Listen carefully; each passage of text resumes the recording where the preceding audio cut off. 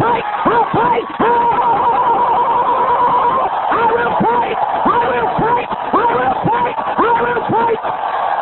In November 18, 1978, in the suffocating heat of the Guyanese jungle, soldiers find 909 bodies lying face down. 276 of them were children. The settlement was called People's Temple of Jonestown, a communal utopia. We hear a lot about utopian world, a world free from racism, greed, and inequality. However, the question is not if we can build a utopian world, but how long can it last? Today, we'll look into People's Temple, also known as Rainbow Family, founded by a man called Jim Jones, who wanted to build a paradise from scratch. We will look at who Jim Jones was, how the People's Temple was formed, the massacre that followed, and then we'll look into two studies that might help us understand why this utopian world ended as the most horrific event in the history of humanity.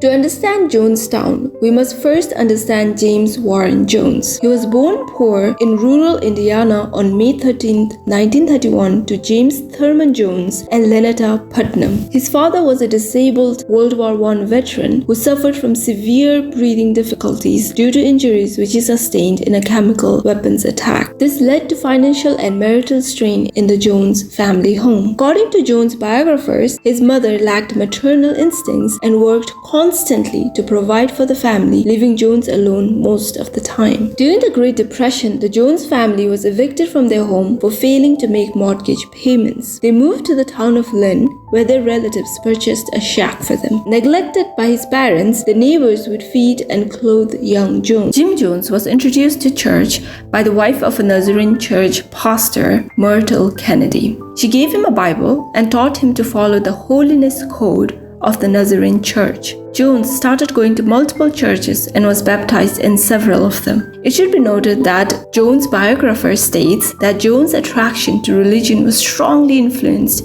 by his desire for a family. As a child, Jones wanted to become a preacher, and he began to practice preaching in private.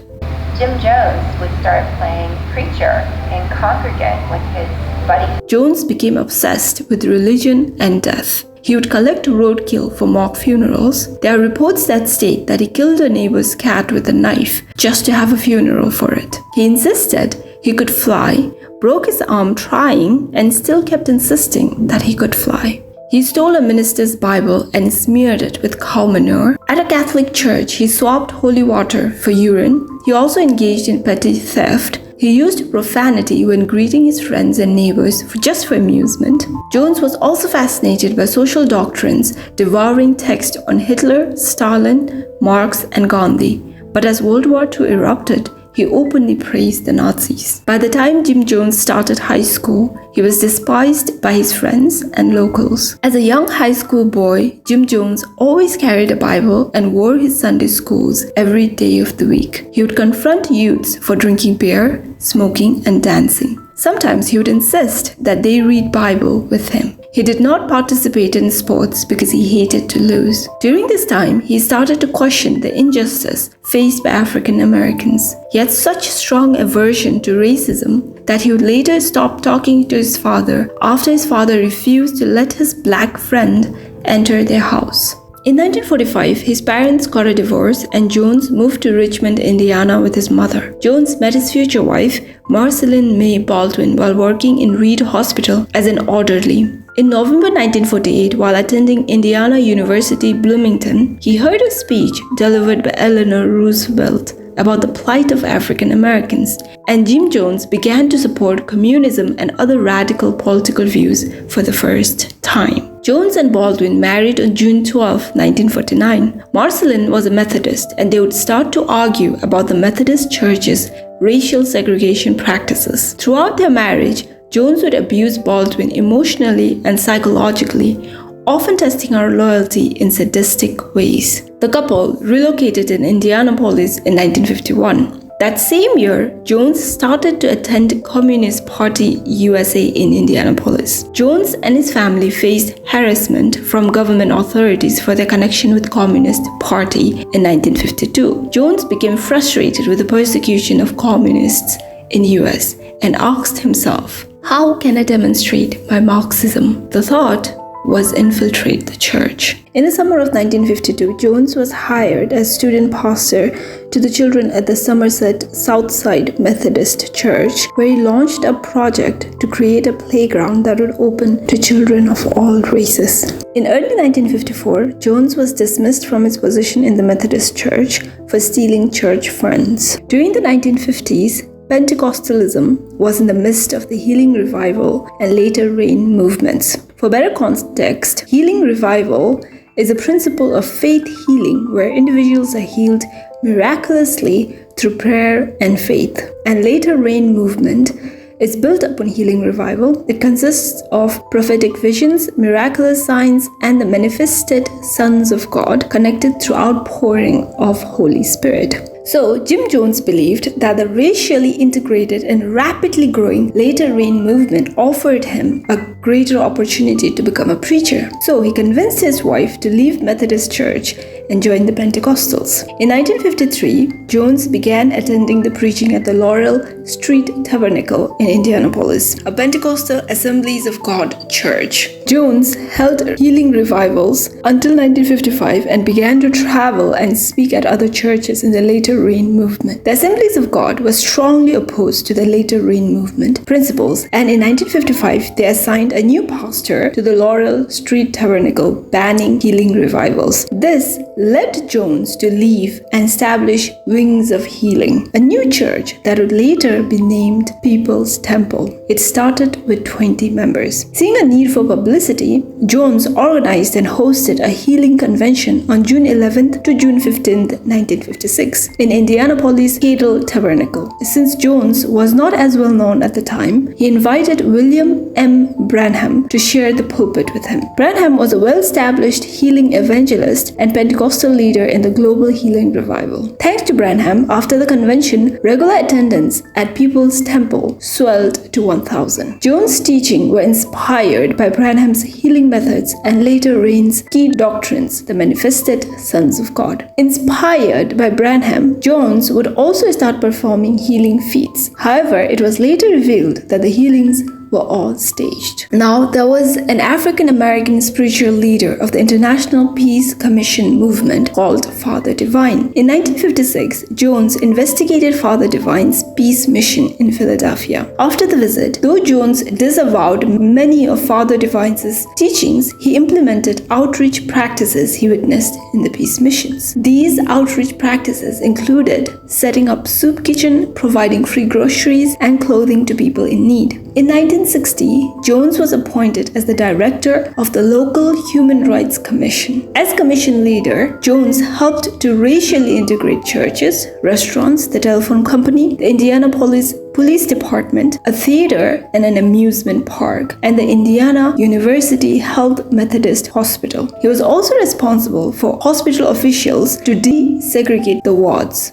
Now, Jones and his wife adopted several non-white children, which included Native American, Korean American, and African American. He referred to his household as Rainbow Family and also portrayed the temple as Rainbow Family. However, by 1961, Jones was becoming increasingly paranoid and fearful. He received visions of a nuclear attack that would devastate Indianapolis. So, Jones started to look for ways to escape the destruction. In July 1965, Jones and his followers began moving to their new location in Redwood Valley, California, near the city of Ukiah. About 140 of Jones' most loyal followers made the move to California. In California, Jones took a job as a history and government teacher at an adult education school in Ukiah. Jones used his position to recruit for People's Temple, teaching his students the benefits of Marxism and lecturing on religion. By 1969, the membership in People's Temple in California increased to 300. But beneath the saintly image, contradictions festered. He called the Bible a paper idol, preached apostolic socialism to mask communist ideals, and baptized his converts in the holy name of socialism. Jones also started to use illicit drugs, which further heightened his paranoia. Jones established something called a planning commission made up of his lieutenants to control all aspects of the lives of his followers. Members front over all the assets to the church in exchange for free room and board. Members worked outside of the temple turned over their income to be used for the benefit of the community, Jones directed groups of his followers to work on various projects for additional income and set up an agricultural operation in Redwood Valley to grow food. Large community outreach projects were organized and temple members were bused to perform work in community services across the region. Jones controlled who would marry and made decisions regarding abortions of his members. Jones took sexual favors from women in church and sexually assaulted male members of his congregations. By 1970, the temple opened branches in several cities, including San Fernando, San Francisco, and Los Angeles. He moved the temple's headquarters to San Francisco. By 1973, People's Temple reached 2,570 members. Beginning in October 1971, there were investigations into Jones' healing practices, accusing Jones of Quakery. A series of articles reported on Jones' claims of divinity exposed miracles as a hoax. In 1973, Ross Case, a former follower of Jones, began working with a group of Ukiah to investigate People's Temple. They uncovered a staged healing, the abusive treatment of a woman in the church, and evidence that Jones sexually assaulted a male member of his congregation. On December 13, 1973, Jones was arrested and charged with lewd conduct. However, the charges were dismissed. Due to all this negative publicity, by summer of 1974, Jones purchased land and supplies in Guyana. In December 1974, the first group arrived in Guyana to start operating the commune that would become known as Jonestown. Jones promoted the commune as a means to create both a socialist paradise and a sanctuary from media scrutiny in San Francisco. Once they arrived in Jonestown, Jones prevented members from leaving the settlement. Jonestown had about 50 settlers at the start of 1977, and even though the facilities could only support 200 people, by May 1977, Jones and about 1,000 of his followers arrived in Jonestown. 68% of Jonestown residents were black. Jonestown stood on poor soil, so it was not self-sufficient and had to import large quantities of commodities such as wheat.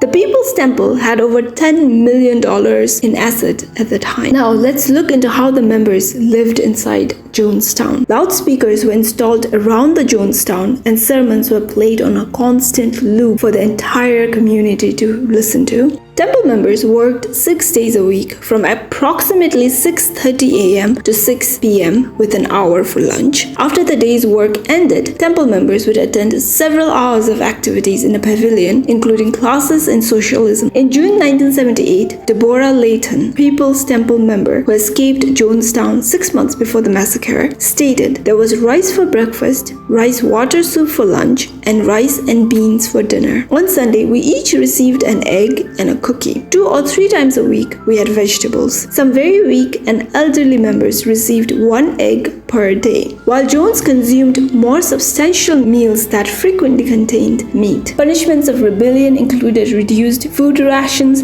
harsher work schedules, public ridicule and humiliations, physical violence, and also keeping the members in a coffin-shaped box several feet underground. Jones forced every member of the People's Temple to say they were homosexual while proclaiming himself the only heterosexual. Jones forced members to sign claims stating they assaulted their own children. Jones was paranoid about the government raiding the community, so he would make his congregation take part in a drill known as White Nights. During these drills, Jones would call alert over the community loudspeaker to call the community together in the central pavilion. Armed guards with guns and crossbows surrounded the pavilion. The community members would remain at a pavilion throughout the drill, in which Jones told them that the community had been surrounded by agents who were about to destroy them. Jones led them in prayers, chanting and singing to ward off the impending attack. The followers were only told they were participating in a drill after the event was over. One of the drills in September 1977 lasted 6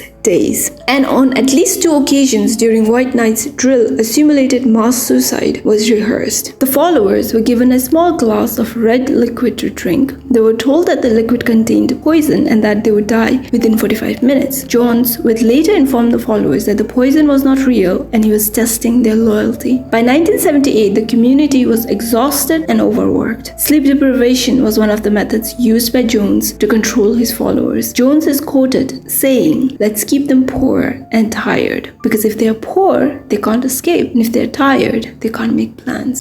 In November 1978, Congressman Ryan led a mission to Jonestown to investigate human rights abuse. They arrived by airplane to Port Kaituma and were transported to Jonestown in November 17. Jim Jones hosted a reception in Central Pavilion for the delegation. During the meeting, one of the members passed a note to NBC reporter meant for Ryan asking for assistance to leave the settlement. The news that some of the members were attempting to leave caused tension to rise in the community. On November 18th, one of the members attempted to stab Ryan in the neck. Narrowly escaping the attack, Ryan and his delegation hurriedly left Jonestown. 15 of the temple members left with the delegation. However, Jones' armed guards were following them in a red brigade. As they were boarding two planes at the Port Kaituma airstrip, the armed guards started to shoot. Among the defectors was a man named Larry Layton who was with the gunmen and started shooting on members of the party inside the other plane. 5 people died on the airstrip that day. While this was taking place, in Jonestown, Marceline Jones had announced on the loudspeakers and urged the locals to go back to their house. The aides had then began to prepare large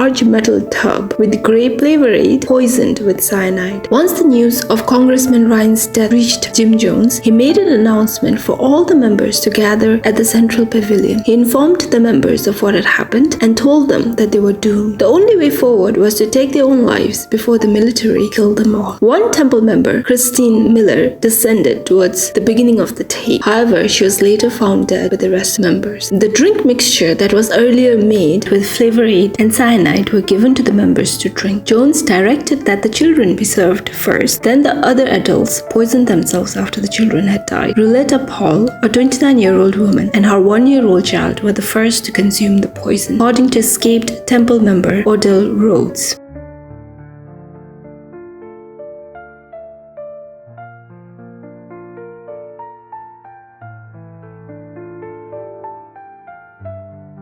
After ingesting the poison, people were taken down a wooden walkway that led outside the pavilion. It should be noted that not everyone in Jonestown ingested the poison willingly. Those who refused to ingest were injected forcefully via syringe. There were armed guards around the settlement, so the members were not able to leave either. A radio message from Jonestown was sent to Sharon Amos in Georgetown in the early evening of November 18th, telling the members to exact vengeance on the temple's enemies before committing revolutionary suicide. Sharon escorted her children, Leanne, Krista, and Martin, into a bathroom. Wielding a kitchen knife, Sharon first killed Krista and then Martin. Then Leanne assisted Sharon in cutting her own throat, after which Leanne killed herself. Only 85 members of the community survived the event. Some slipped into the jungle, some hid in dormitories, some were on some assignment outside of Jonestown, and the Jonestown basketball team was away at a game and survived.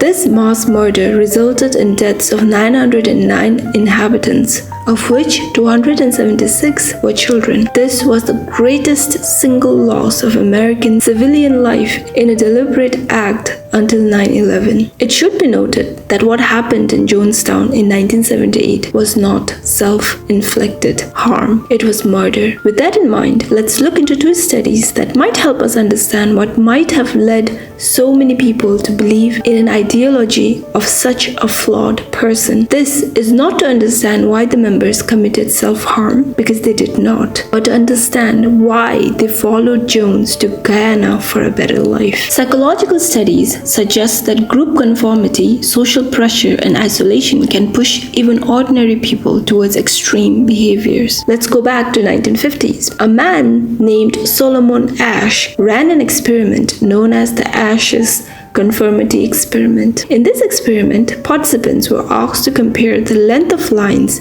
in a group setting. Unknown to the subject, the rest of the group were actors instructed to give clearly wrong answers. When faced with the group pressure, about 75% of participants conformed at least once, even though the correct answer was obvious, which concluded that people are highly likely to conform to a group even when the group is wrong, to avoid conflict, rejection, or just looking foolish. Jim Jones didn't just start a cult. He built a community with values, with shared struggles, with hopes. The People's Temple promised racial equality, healthcare, education, and dignity, and hundreds of people joined. At first, it made sense. It was beautiful even. And then gradually, things started to change. People were asked to give up money, then privacy, then contact with family. They were asked to live by the church's rules completely. Some were punished, others were humiliated in public. Children were raised by the collective. And in time, followers signed false confessions, just in case they ever betrayed the group. People did not leave because no one else was leaving, because everyone around them seemed to believe. Just like in Asch's experiment,